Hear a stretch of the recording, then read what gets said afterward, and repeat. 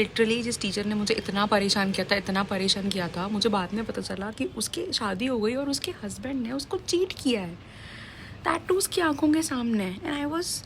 सी, मैं बहुत अच्छी इंसान हूँ यार, पर जिसने आपको इतना परेशान किया हो, जब उसके साथ थोड़ा सा हल्का सा बुरा होता है तो आपको खुशी नहीं होती, पर आपको ना एक टाइप का रिलैक्सेशन भी नहीं बोलूँगी, मतलब आपको ऐसा लगता है कि चलो कर्मा मिल गया। ठीक है, तो क्या हुआ था, this story is about my school life. तो how was my school life, मतलब मैं इतना डिटेल में तो नहीं बताऊंगी, बट मैं कुछ कुछ चीज़ें बताना चाहूँगी। तो लोग बोलते हैं ना कि अगर मुझे स्कूल लाइफ दोबारा जीने को मिले तो बहुत बेस्ट चीज़ हो जाएगी, बट मुझे ना अपनी स्कूल लाइफ दोबारा नहीं जीनी, बिकॉज वो किसी ट्रॉमा से कम नहीं थी। लिटरली हमारे स्कूल में एक बार एक टीचर ने एक बच्चे को इसीलिए 4-5 थप्पड़ मारे थे कि उसने कैंटीन से 10 समोसे खरीद लिए थे। भाई उस बंदे के पास पैसे हैं, उसका बाप उसको पैसे दे रहा है, वो 10 क्या कैंटीन के सारे समोसे खरीद के खा जाए, अपने दोस्तों में बांट दे, गरीबों में बांट दे। भाई तू उसे मारेगी क्यों? कि तुझे समोसा नहीं मिला इसलिए तू चुड़ैल उसको मारेगी? मैं टीचर्स की बहुत रिस्पेक्ट करती हूँ, बहुत, मतलब यार I am a chartered accountant, मैंने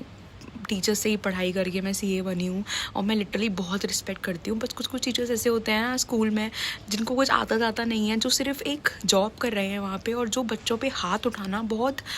नॉर्मल समझते हैं, जो अपने घर का गुस्सा, अपने हस्बैंड से लड़ाई का गुस्सा, अपने मम्मी पापा से लड़ाई का गुस्सा, अपने बच्चे का गुस्सा अपने स्टूडेंट्स के बच्चों पे, स्कूल के बच्चों पे आके निकालते हैं। भाई मुझे ना समझ नहीं आता,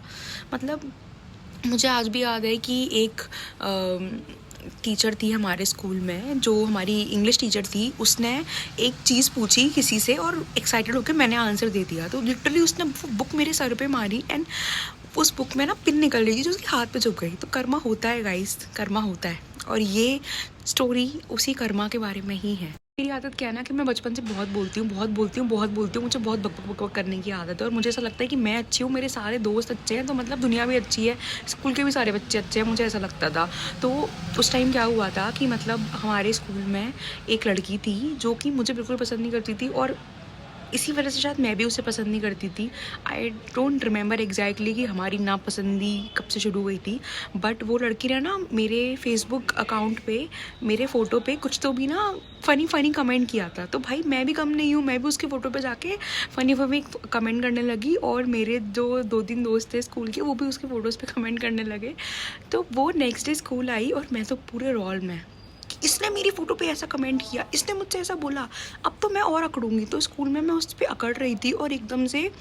उसको किसी ने कुछ तो भी बोल दिया, तो वो रोने लगी। तो भाई वो जैसे रोने लगी वैसे ही टीचर आ गई, मतलब चैटी वो थी मुझसे, मैंने सिर्फ उसको रिप्लाई दिया था, मजाक उसने मेरा उड़ाया था, सुना वो भी मुझसे रही थी, पर जस्ट बिकॉज वो रोने लगी टीचर आई और उस टीचर ने मुझे पकड़ लिया कि तुम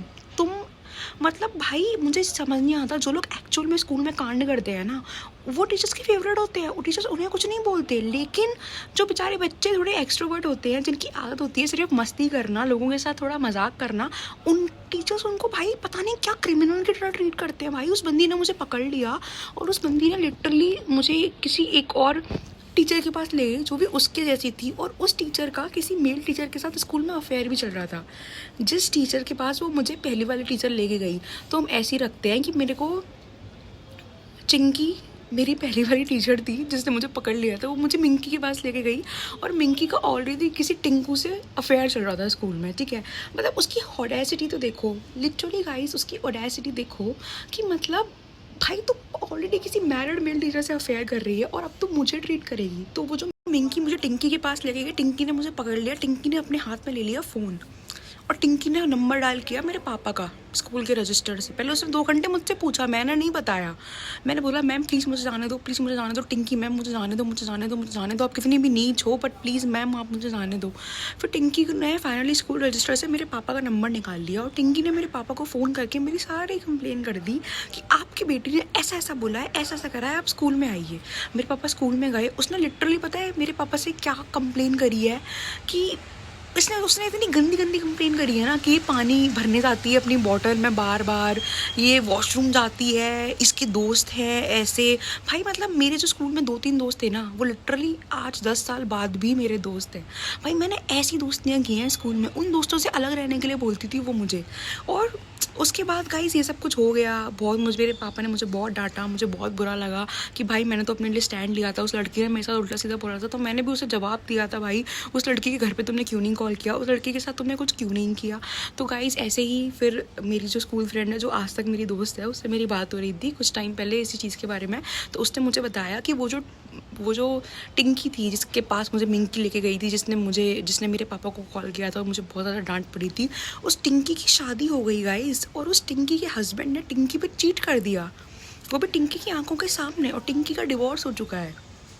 मैं ये नहीं बोल रही कि मुझे खुशी हो रही है, मैं ये नहीं बोल रही कि मुझे बुरा लग रहा है, मतलब मुझे सिर्फ ये लग रहा है कि चलो भाई कर्मा होता है। इसीलिए गाइस कभी भी किसी के साथ भी फालतू में बुरा ना करें, क्योंकि आपको भी कर्मा भुगतना पड़ सकता है। आज का ज्ञान इतना ही।